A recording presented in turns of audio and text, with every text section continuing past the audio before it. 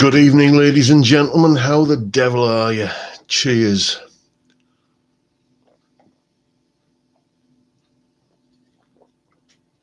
Oh, dear me. Not quite the first one of the week, but close. Let's see who we've got in. Let's have a roll call. Colin Falcon, I see you're in there, mate. Malcolm Spillett, Phil Simmons, Thomas is in. Deco Dude, Crackerjack Aussie, nice one. Brings back some memories, doesn't it? Crackerjack. Brad Matthews, George Wall, Jason Carter, Nigel Arthur. How you doing, mate? Also got in Dave Pegg, Deco Dude, Vincent Brennan, Mick Brooks, David Evans, Phil Simmons. Apologies if I'm saying anyone's name twice and I've missed yours, but you know, it's. I think we all know it's a fairly informal gathering. This, isn't it? Excuse me. Good morning from Phoenix, says Rexamatic. Well, good afternoon from a strangely sunny Redcar. It's been a nice day today. I was on the beach this morning with the dog. Absolutely gorgeous. The tide was way out. It was just like big, open expanse of beach and big sky, blue sky above. It was fantastic. A lot worse ways to start the day. Hi, Matthew. How are you, mate? Hi, Johnny. Hi, Steve. Hello, Jeff's in. Jeff Hartley from France. How are you doing, mate? Yes, indeed. Please tell me it is actually Friday today, isn't it? You wouldn't be lying to me. It's been such a long week this week. I actually, just for the giggles of it, I actually totted up the hours I've put in this week, and 83 hours I've done this week in various work-related things, either lessons or making videos or editing videos or recording tracks or doing businessy sort of stuff, you know, like admin and stuff. And Friday has seemed a long way away all week, but it's here, yes. Anyway, as is traditional, round about this juncture, let me tell you what is coming up on the channel this week. You may recall when I demoed the Glary guitar. I think it was when I put the new pickups in, or maybe it was when I did the Sub-Zero guitar. I can't remember. It was one of the recent guitar demos. I played this little kind of jazzy, compy 12-bar kind of thing. And a few of you, most notably Aussie, was saying, oh, can you do a video on that? Well, tomorrow is that video. So it's just a little test piece that I have that I seem to have settled into using for checking out the clean tone on things. So that's tomorrow's video. Then on Monday, we have possibly the best guitar solo from any Beatles song. It's from the White Album. Guess which one that is. And Tuesday, yes, what's happening on Tuesday? Yes, I'm going through my 5 favourite Dire Straits performances. Wednesday is another theory video, because that's the sort of series I'm running at the moment, and it's all about reading music notation this week. Then, as sort of an antidote to the theory stuff, on Thursday, I've just been planning this video.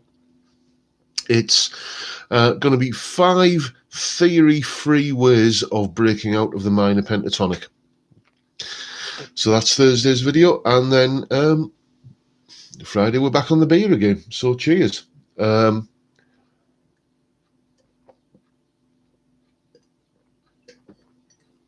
By the way, in case anybody's interested, because you usually ask, it's the Saint Etienne tonight.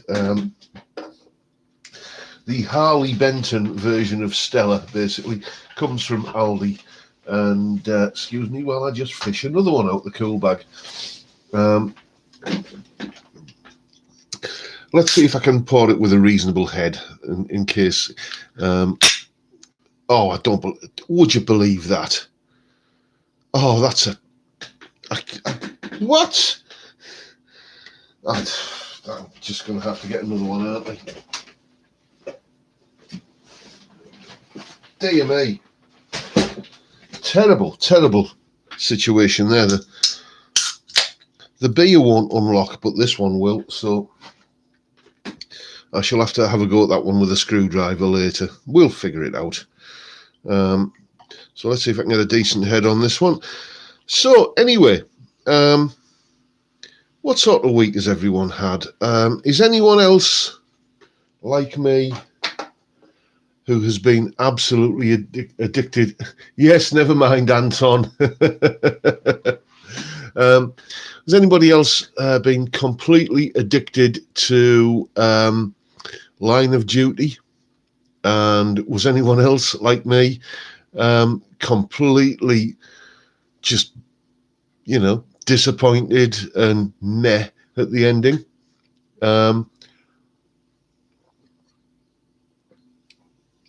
So anyway, discuss. Hit it with a guitar pick, says George Wall. Yeah, that might be something to do. I've got some screwdrivers and a can opener downstairs, so we shall have a go at that. Yes, Jesus, Mary, Joseph, and the wee donkey. That's probably the best Tedism from the series, isn't it? If anybody outside the UK hasn't a clue what we're talking about, there's been a big BBC kind of cop drama on recently called Line of Duty, and it's been hyped and it's kept us gripped, and the ending was a bit of a damp squib, and it was just you don't watch it on do you, Colin? Yeah, well, it was great. It's one of those shows that you don't mind a kind of a show that's a bit crap, because you just don't watch it. The worst thing is when it's a good show and the ending's crap, and you just think, can I have me time back, please? Only thing I use BBC for is Peaky Blinders. Yeah, I tried getting into Peaky Blinders. The wife loves it, but it's just, I don't know, I just never really got into it. I watched the first season and I thought, yeah, okay, and then it was off for a while, and I just had other things to do when it came back, and I just thought I never,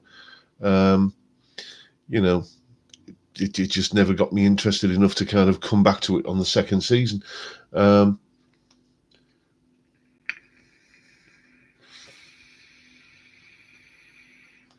Yeah, you agree with me, do you, Jeffrey? Best ending ever was Breaking Bad. I mean, I would stick my neck on the block here and say that's probably one of the best story arcs of any TV show. You could tell that there was a beginning, a middle, and an end to it, and it got to the end, and they didn't try and kind of think, oh, this is doing really well, let's spin it out for another series, or try to anyway. Breaking Bad is in a class of its own. Another good one that I was really into was Sons of Anarchy. Really enjoyed that. So Blake 7 had a great. You see, I never got into Blake 7. It was always just like a pound shop Star Trek to me. I just never got into it. It wasn't my kind of thing. It was just the sort of really low production values as well, where you could tell that the spaceship was nothing more than pipe cleaners and a yogurt pop and a yogurt pot. It just never, I don't know, wasn't really my cup of tea. Worst disappointment was the Wheel of Time books. Spent years reading them, and the last one was meh. Never heard of them, mate. Never heard of those series of books. I know everybody who was into Game of Thrones was, quite annoyed at the ending of that. But that's another show that, all that sort of Dungeons and Dragons cobblers was never really a thing for me. It was similar to Lord of the Rings and stuff like that. It's just not my cup of tea. Yeah, Sons of Anarchy final season was epic. You're right, Jeff. It tied up everything. Blake 7, come on. We all fancied Severlan as a 15-year-old. I don't even know who that character is, mate. That story arc, really. Oh, hello. It's saying my connection is unstable. Are you? Can everybody still hear me and see me? Okay. It's saying my connection is unstable. This hasn't happened in a while. It's saying I've got a strong connection at this end. John, I've been watching Callan. Don't hurt me. Remember the ending of Lost? Me neither. Yes. I do apologise. It seems that we're having some technical issues between me and the internet. I've got a good connection at this end, according to everything that I can monitor it with. But I do keep getting a message saying that the connection's unstable. We shall press on and manage what we can manage. I'm currently rewatching The Goodies. It's great. Yeah, again, The Goodies. That's one of those things that I suspect is better left remembered. I remember really liking it as a kid, but it's, I don't know. I suspect it would be probably a bit thin if I was to watch it again now. But if you're enjoying it, mate, then crack on.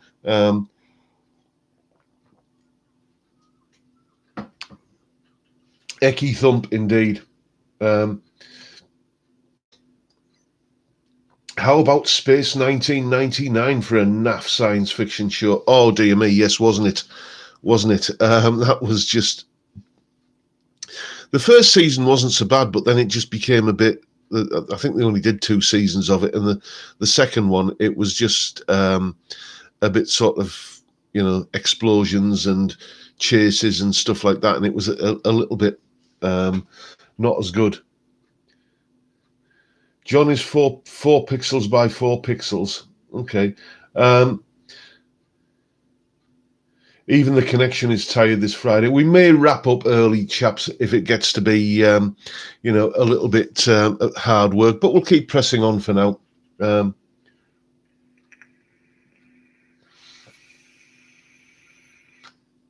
The Airfix model of the Eagle from Space 1999 was great. Yeah. I mean, there is a certain nostalgia value in rewatching them, I suppose. But hang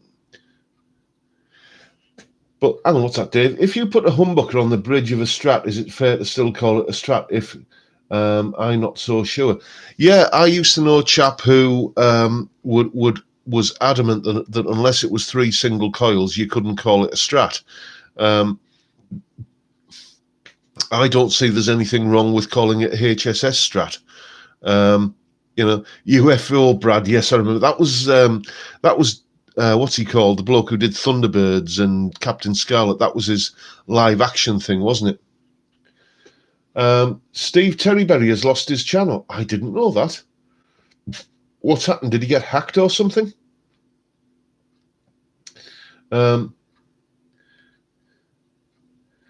Is it too early to mention 10cc? Never too early to mention 10cc. Never, ever too early. Steve Terryberry has had his channel hacked. I didn't know. Yes, Jerry Anderson, Sean. That's a shame, because he's a bit of a Marmite character, is Stevie T, but, some of his videos I laugh out loud at. But it's, it's a shame when anybody puts up, a ton of work and effort into a channel and gets it hacked. The Canadian guy that I mentioned a few videos ago, or a few probably a year or so ago, the Canadian guitar repairer guy, what's he called? Dave's World of Fun Stuff. He had a similar thing happen to him. The thing is, though, who was the other guy who had his channel hacked? Kenneth Russell. Usually it ends up, for all the examples I've seen where people have had the channel hacked, they usually end up getting it back.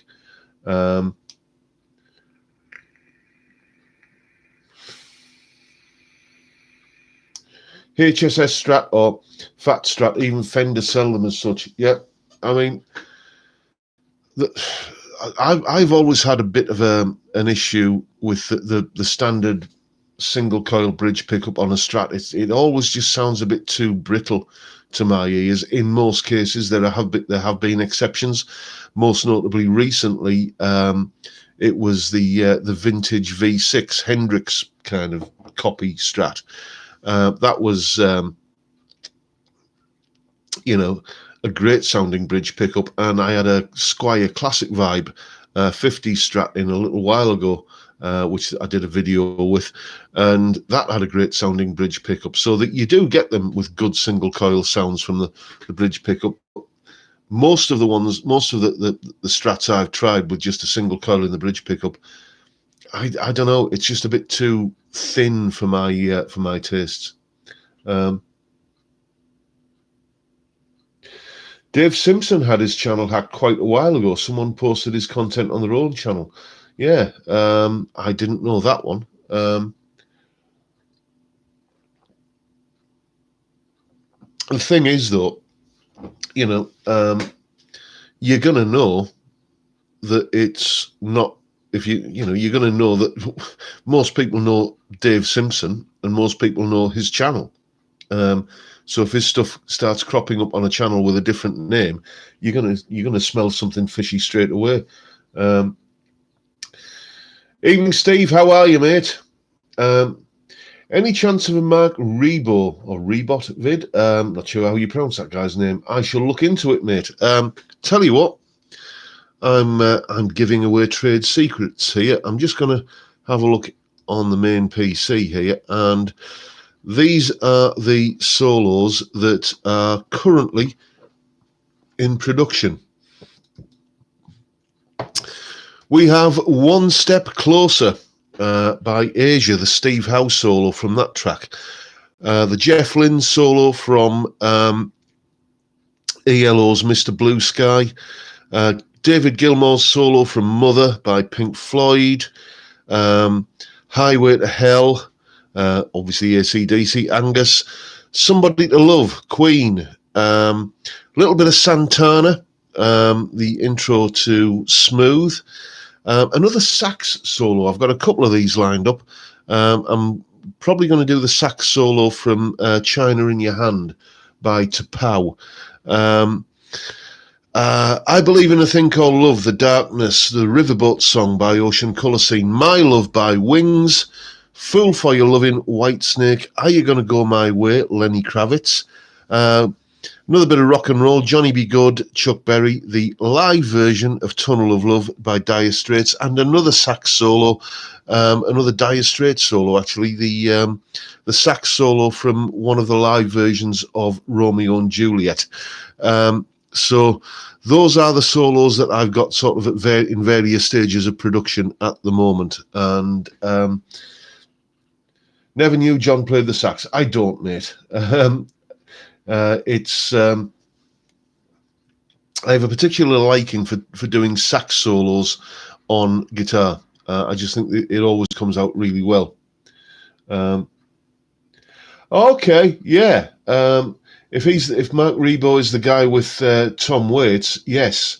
One of my favourite albums that I've never talked about on the channel actually is Heart Attack and Vine by Tom Waits, and there's some great guitar on that. So yeah, that's definitely on the cards. Don't forget Is This Love by Whitesnake. Yes, I'll stick that on the list, mate. I meant to do that earlier when you last mentioned it. I shall amend the list. Dave Hill from Slade could play the sax. I didn't know that. Here in Germany, we have lots of sax shops. Oh, okay, typo. Oh, okay, Heart Attack and Vine is his. Okay, fair enough. Yeah, Ocean Colour Scene, Steve Craddock, wasn't it? He was the guitar player in that band. He is a great earthy blues rock guitarist, and they were just a huge band at the time, and then suddenly they weren't. That first album, Moseley Shoals, was a brilliant album, fantastic. Yeah, Bowie played sax. I knew that because I've seen him. I think he played sax as part of the Live Aid set that he did. That that was what, I mean, everybody talks about the Queen set at Live Aid. And fantastic though it was, I think they missed a trick there, I'll be honest with you.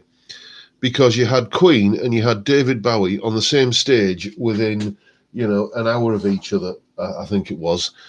What did nobody think about doing Under Pressure? Did nobody think about that? It would have just been it would have made a brilliant set even better.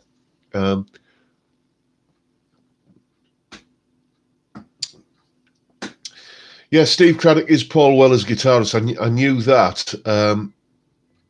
And I believe he was one of the first people I saw endorsing the PRS Mira or Myra guitar, however it's pronounced. A few metal bands have started using the sax, and it works surprisingly well. Really, Craig? Yeah, it doesn't surprise me. I can hear, you can hear that how that would fit well in a metal setting. But it's just I'd never thought that metal bands would kind of take that up.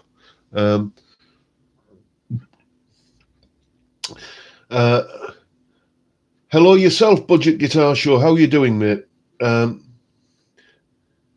I named my band Sway after an Ocean Colour Scene single released in 1991 during the Manchester scene. Oh, hello. We have a spammer on the channel. Let's just kind of get rid of him. Hide user in on this channel. Right, so okay, we've let's just remove the offending comments. There we go. So there we go. Yes, we seem to be attracting an idiot or two in the past couple of weeks. They think they're being clever. Yes, that's humbug blocked. I prefer Sado to troll. Yeah, well, the thing is, you don't get angry with them because that's what they want. That's then they've got, they've elicited the reaction that they desired, and if you you don't want to give them that satisfaction, so just block them. Don't. The saying is, don't feed the troll. Where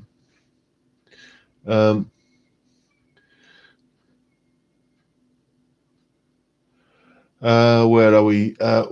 Wondered what that was. What a plonker. Yes, indeed. More importantly, Ronnie Montrose. Okay, yes. I should be writing these down, shouldn't I? So let me just write down, Is This Love? For Mr. Evans's benefit, and Ronnie Montrose.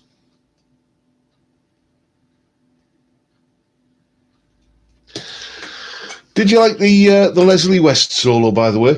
That was a fun one to do. I enjoyed doing that one, and just a surprisingly simple and easy solo, but just so ballsy and effective.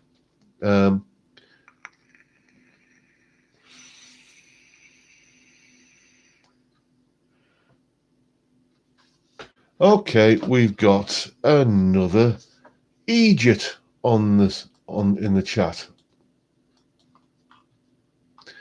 Let's sort this fella out. And there we go. And then let's there we go. Okay, yes, we can carry on.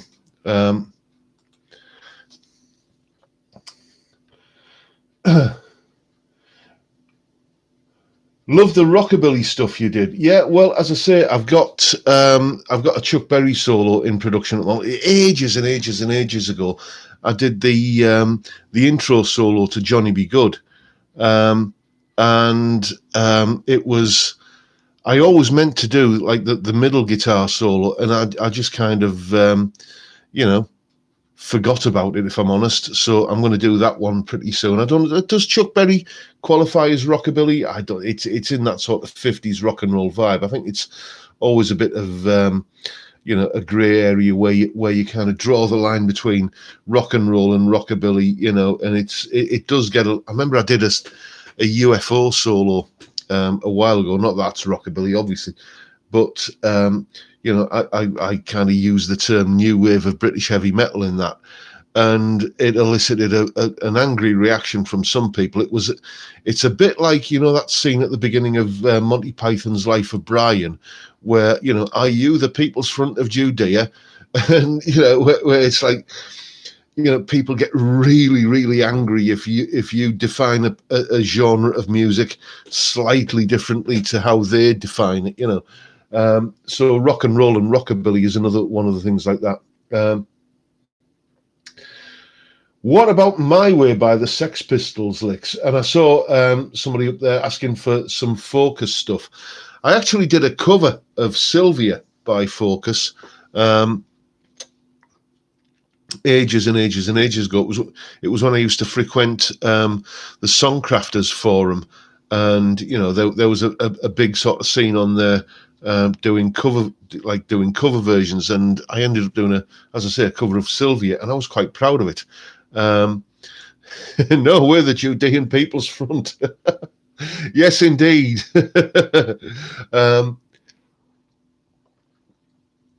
Classic stuff. I shall have to watch that movie again sometime. What have the Romans ever done for us? I'm 63 and find it disappointing that streaming only pays 0.038 cents per stream. Not worth writing and recording songs anymore. You can look at it in that way. That is true, Mr. Painter. It's it is a bum deal, no matter which way you stack it up. I know there are kind of moves afoot, or certainly talk of things moves afoot to put streaming on a par with radio airplay, which pays much more per play, but whether it will happen or not, I don't know. The simple fact of the matter is that the business model for the music industry has changed. Once upon a time, a band used to go out on tour to basically sell copies of the album, which was where they made the money. Now a band releases an album to sell tickets for the tour. That is where the big cash cow is. So, music is essentially these days a free commodity. I've without blowing my own trumpet, I've recorded a few albums and they've had radio airplay, even on the BBC, the big stations, and it's amounted to nothing. If you want to make money as a musician, you've got to get out on tour, and I don't want to do that anymore. So I've done Blowing Free, Nancy. I've done that solo already.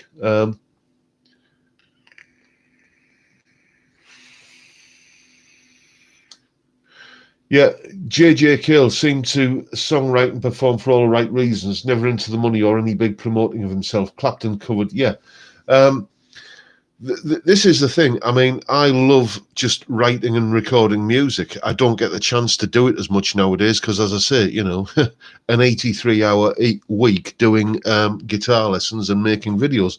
But then again, making the videos is it sort of tickles the same creative muscle, if you like, that I get from writing, recording music. I have got like a stack of ideas for another album, but it's like I have to take a cold, hard-headed business view of it and think, well, okay, if I devote that much time to writing and recording and producing and kind of doing the album and trying to do publicity for it and getting it, sent out to radio stations and just all of the, the stuff that you've got to do once you've recorded and mixed the very final note of music on the album, that's when it starts. You've got to kind of get it out there and try and get radio airplay and, try and drum up some interest.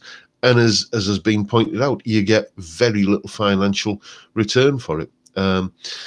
What I do is, I use a service called DistroKid to put my music out there. and I log into DistroKid about twice a year. Just 83 hours, John, you're slacking this week.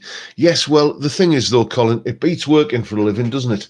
I log into my DistroKid account a couple of times a year, and there's usually 60 or 70 quid in there to download, you know, to kind of withdraw and kind of put into my bank, which is, you know, it's just, once the music is recorded, excuse me, my watch strap is just getting on me wires a little bit, so I'm taking my watch off.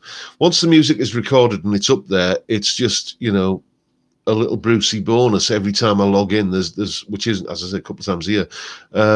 There's a little bit of money waiting for me, and I can treat the missus to a curry, or we can, you know, maybe put it towards a little break somewhere. So that's the way I look at it. It's a little bonus. I'm not putting in any effort at the moment to kind of get that revenue in. It's just there a couple of times a year as a nice little surprise. On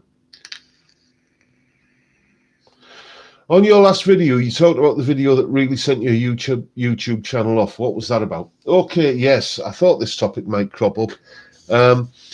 Basically, if I was in the market for a Strat, which I'm not, because I've sort of gone off the boil with Strats, even in the last couple of years since I made that video. But if I was in the market for a Strat, my ideal Strat would be Fat Strat humbucker single, okay, 22 fret neck, modern kind of fingerboard radius, you know, sort of 9.5 inch or better, maybe 12 inch.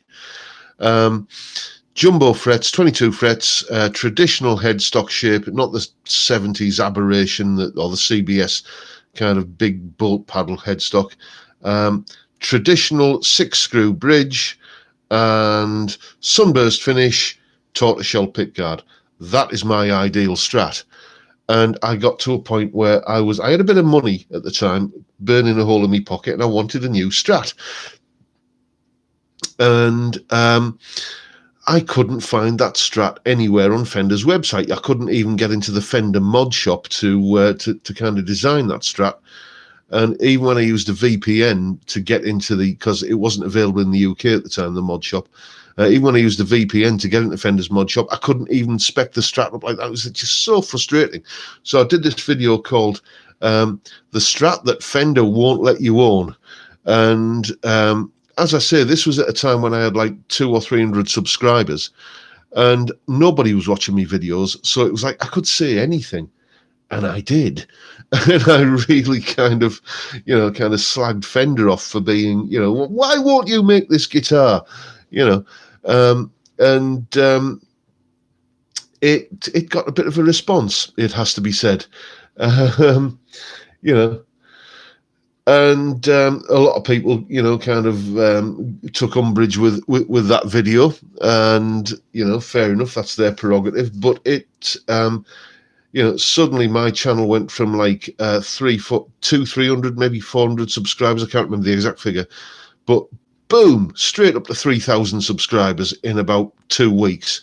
And I just scraped in under the wire for monetization, and here we are, basically. So I guess if you're wanting to, you know, get subscribers and get your YouTube channel to take off, it's be a bit controversial every now and again.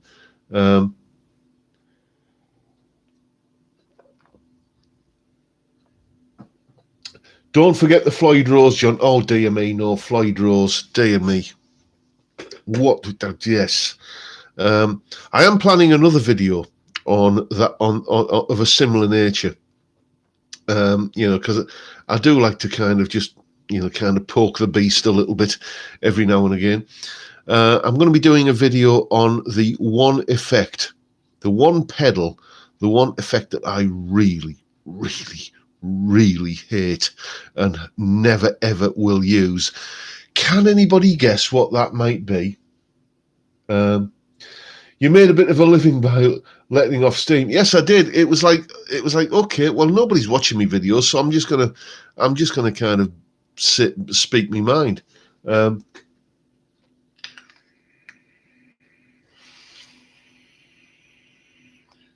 Hey man, I'm gonna keep commenting because I want you to see. Thanks to you, the guitars I use are tools. Now get Harley Bentons for that. My Gibsons are collection pieces more than tools now. Cheers. Well, thank you, mate. I'm sorry if I missed you in the chat earlier. I do apologise for that. But yes, guitars are for me just things that do a job, and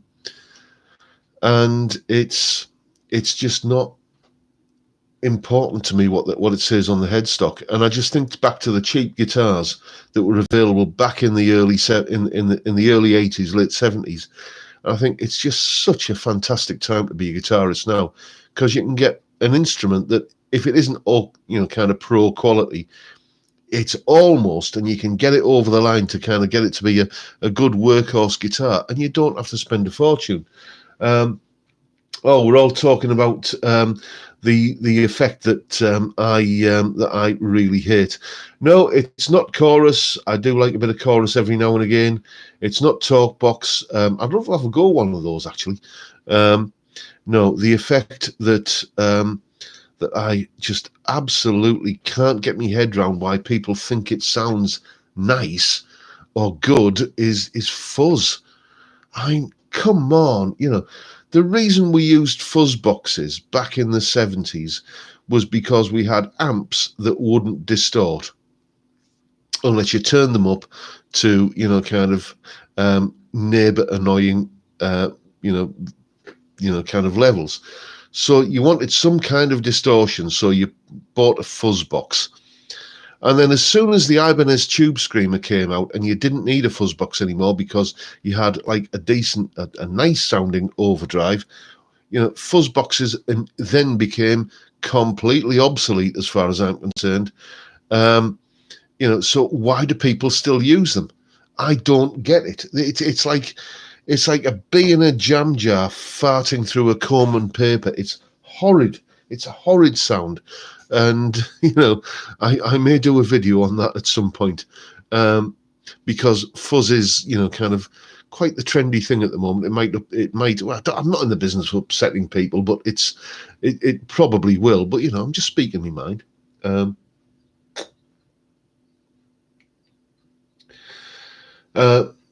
John, try the EHX Green Russian. It nails the intro to Sorrow by Pink Floyd. Yeah, that was off the Momentary Lapse of Reason album, wasn't it? Yeah, the main thing I remember about that track is just thinking, how the heck does Dave Gilmour get that dive bombing sound out of just a standard Strat tremolo? It turns out he wasn't using a Strat; he was using a Steinberger on that track. Sounds like a kazoo. Yes, indeed. People love fuzz because Jimi Hendrix used them. Yes, indeed. But, you can get such a good natural amp overdrive sound at, kind of friendly volumes nowadays, that I just don't get why that sound is still a thing. It's just, it really is fingernails down a blackboard for me, that particular type of effect. But I guess, some people like it, I suppose, and there's nothing, more subjective than personal taste, I suppose. So, yeah, it's just, I don't like it. So there you go.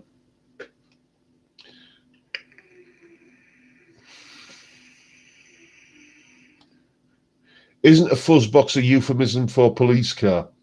I don't know. Yeah, I suppose. Well, yeah.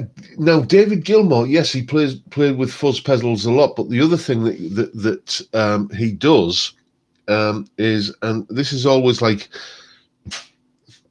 a bit of a paradox for me, is like Gilmour uses a fuzz, but he also uses like a Boss EQ pedal to stop it sounding like a fuzz pedal. So why use a fuzz pedal? Why not just get a pedal that gives you that sound? That that you want. You know, there are plenty of, you know, boutique overdrive pedals out there that would sound like like David Gilmour, I guess.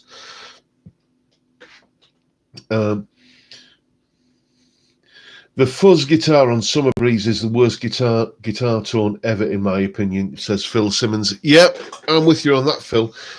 One solo that really kind of I am torn down the middle with, because it's such beautiful guitar playing, but such a horrible tone, is the Carpenters' Goodbye to Love, Tony Peluso's solo on that.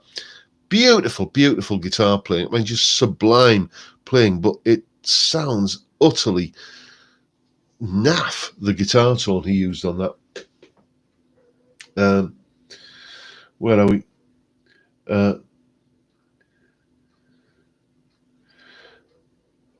Guitar without effects equals naked guitarist.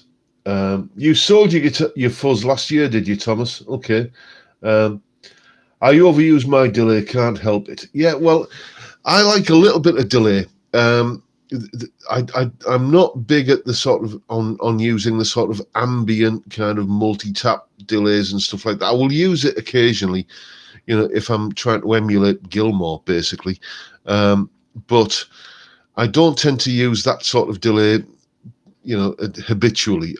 What I tend to do is I tend to split my signal into stereo by using delay, and just have I think a 40 millisecond delay between left and right, and it just does give that sort of pseudo double tracked sound, and that's mainly what I use delay for.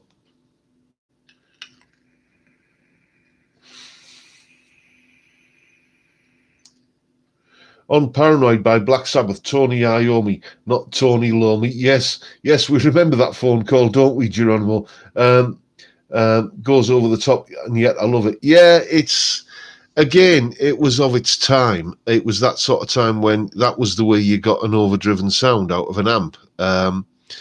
You know, but I've heard live versions of Paranoid where he's using just the sort of what sounds like the natural overdrive from the amp, or something that isn't fuzz, and it just sounds better. A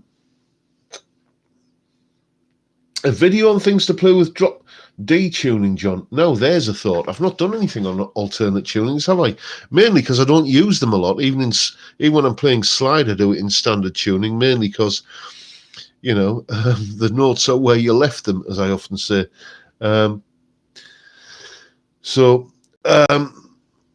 Yeah, the Sonic 8 Twiggy Blues, Bob. Yes. Well, I was impressed with the rock stage, and I am thinking about, you know, chucking another few quid at getting the Twiggy, because that was, you know, highly recommended by many people, not least you. But drop D tuning. Yeah, it's a thought, isn't it? I shall have to investigate further. The only thing that I regularly tend to just play in drop D tuning is Slither by Velvet Revolver. Use 6 different tunings in your acoustic playing. How do you keep track of that, Malcolm?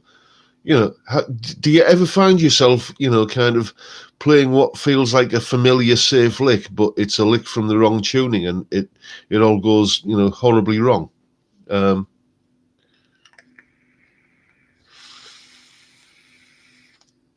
Nice one, Bob. Yeah. Yes, that would be a great idea, mate. Thank you. Oh, dear me, Michael, you're in detention, mate. You're late.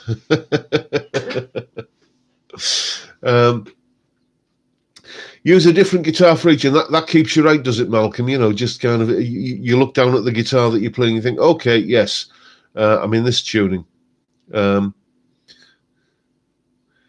Not Girls by Sailor.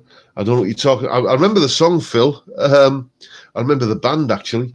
I am going to do another video on that thing. Remember a little while ago when I did that video about how just kind of throwaway 70s pop often had great guitar solos in it. Well, there is another one of those videos in production at the moment. I have one guitar in standard tuning, the rest are all in B, C, or C sharp. You know, this is a point for debate. When does a guitar stop being a guitar?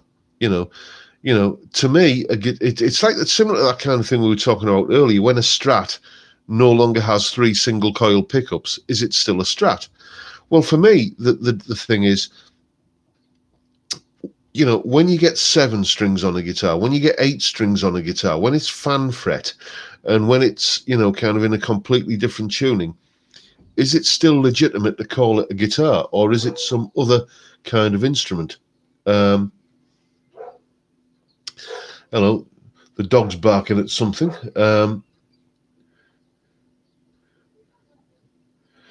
Where are we? I have 6 guitars in standard tuning, will stay that way. Yeah, I am still just a bit of a dinosaur myself. I still like 6 strings, E, A, D, G, B, E. That's me tuning, and I know where everything is, and I can play without having to think too much about it.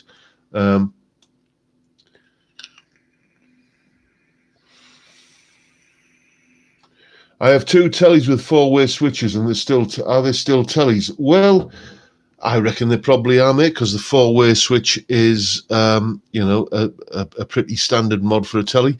A little bit of a spoiler alert. That's the next mod that's going to be happening to the Glary, by the way.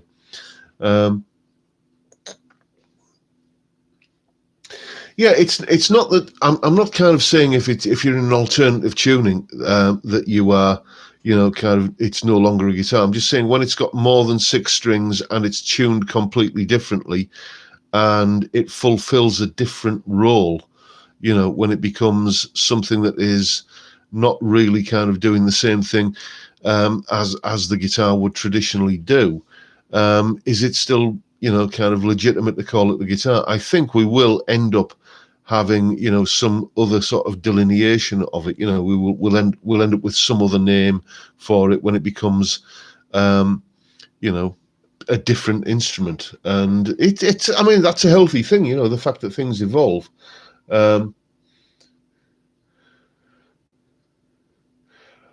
When I master standard tuning, I'll try alternative tuning. 12 strings. Yeah, that's a good point, Malcolm. Good point, mate. Well made. Is a 12 string? Yeah. I mean, I can't really think of an argument against that. So, you know, maybe not for the first time. I'm talking cobblers here. I have a pedal for alternate tunings, the Digitech Drop. I use it all the time, dropping standard E to standard D or even standard C sharp. For drop F, I just use the tuning peg on the low E. Okay, yeah, fair enough. Yes, anyway, interesting topic. Cheers.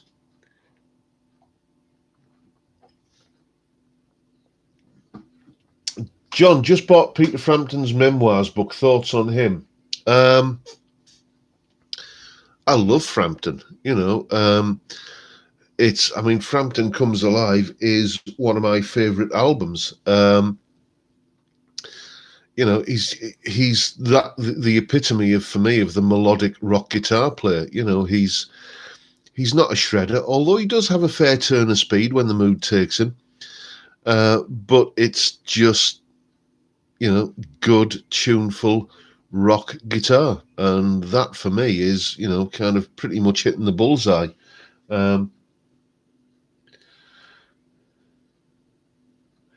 Gary Moore has a new album out. How blue can you get? Yes, I keep hearing about that and I keep forgetting about it and I keep meaning to download it or stick it on Spotify. I may end up just doing a review video of that. I'll tell you an album that I am really, really massively into at the moment. And I'm going to get shouted at for this, I know, but I don't care. It's called The Battle at Garden's Gate by Greta Van Fleet. I first discovered them a few years ago when everybody was saying they're just Led Zeppelin clones and, they're just ripping off Led Zeppelin. I'm sorry, they're not. I mean, that lad, I don't know the name of the singer, but he opens his mouth and that's the sound that comes out. And yeah, he sounds a bit like Robert Plant, a bit. But yeah, they do wear their influences on the sleeve a little bit. But what do you expect? They're in their early 20s. But it's just, I mean, for years people have been saying, "Oh, wouldn't it be good if there'd be another great rock band would come along, a bit like Led Zeppelin?" And then when one does, they go, "Oh, they're just ripping off Led Zeppelin." Honestly, it's a fantastic album, great musicianship, fantastic to know that good old-fashioned guitar, bass, and drums rock music is still, a thing, and there are still young lads in their early 20s who are wanting to kind of pick up guitars and make a noise like that. Absolutely fantastic. I love that album.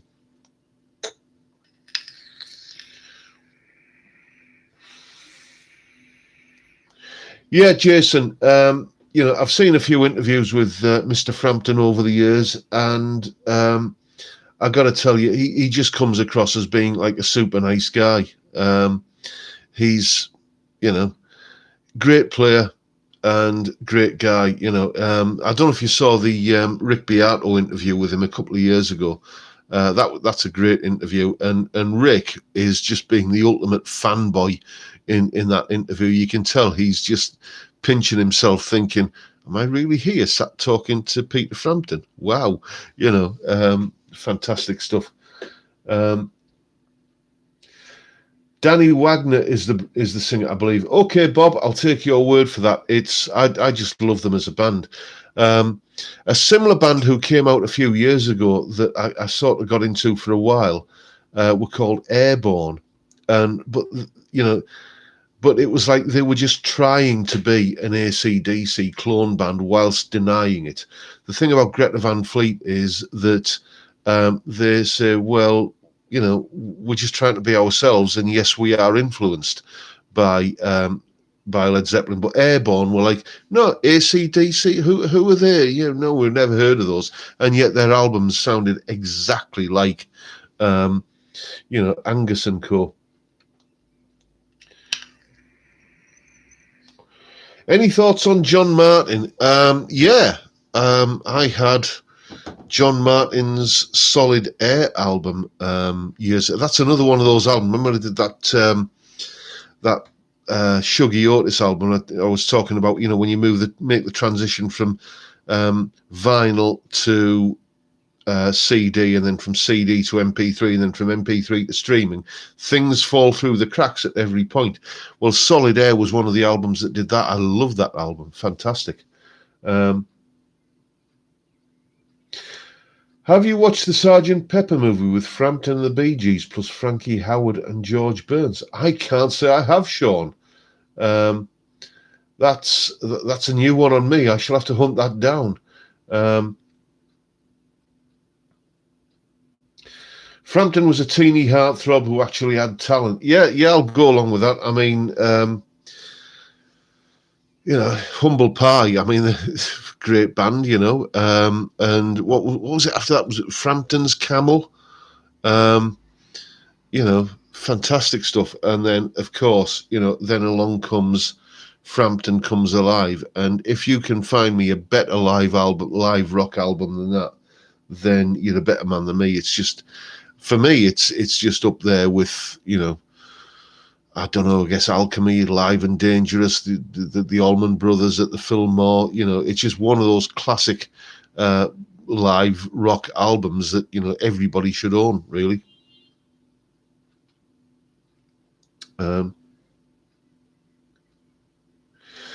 Yes, the famous Phoenix guitar, the 3-pickup Les Paul, stolen and reclaimed, and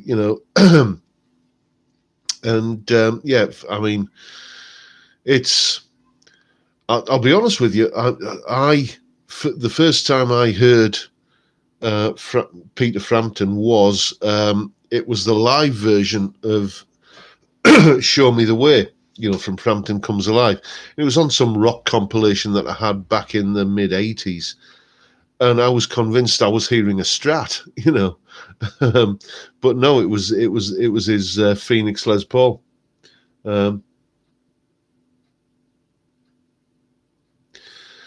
Haven't heard much Humble Pie, but Frampton on guitar and Murray on vocals. Well, yeah, I mean that's a winning combination in anybody's book, isn't it?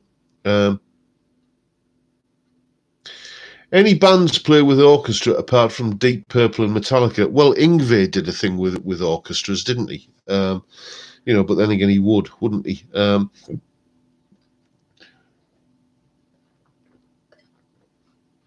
So, trying to think of bands who played with orchestras.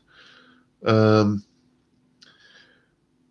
the top of my head, and I'm probably, you know, kind of a little bit sluggish at the moment. I can't think why. Off the top of my head, I can't think of any bands who have done like kind of projects with orchestras. Obviously, the Beatles, yes. Why? Duh. Eric Clapton did too. Bob, yeah. ELO.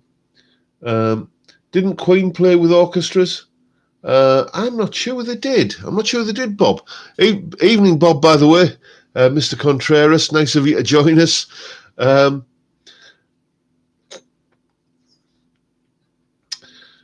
Scorpions did a great version of Wind of Change with an orchestra.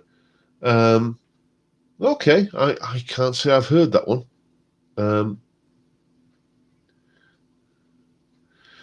Running a folk club in East London in the 70s gave me a great opportunity to meet a lot of great players, but I won't do any more name dropping. Well, feel free, mate. We're all friends here, mate. I don't think Queen did. They just sounded like it. Yeah. I got to tell you, Nancy, I'm the biggest Deep Purple fan, but Concerto for Group and Orchestra, it's one of those albums that I so wanted to love, but you know, to me it just didn't work. What can I tell you?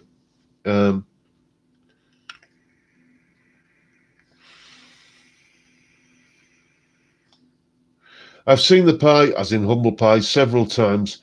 I've preferred them with Clem Clemson, but I've seen Frampton and he was brilliant.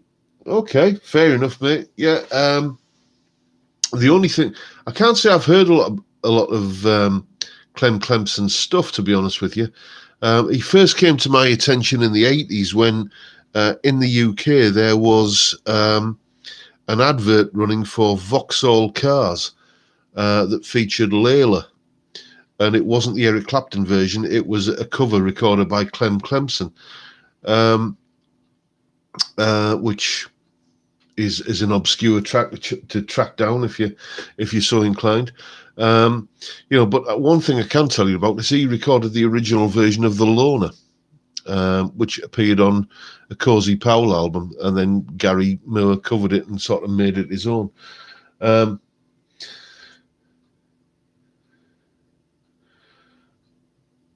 I saw Bakerloo with Clemson in the 70s. Okay, fair enough, Malcolm. Anyway, chaps, it's that time of the evening, I'm afraid, where I'm starting to get hungry and I need to get on the phone to the kebab shop. So once again, thank you one and all for turning up and watching a fat, bald northern lad drink beer for an hour and talk utter cobblers. It happens every week and you seem to keep liking it, so I'll keep on doing it. Thank you one and all. It's been a blast as always, but for now, time, gentlemen, please.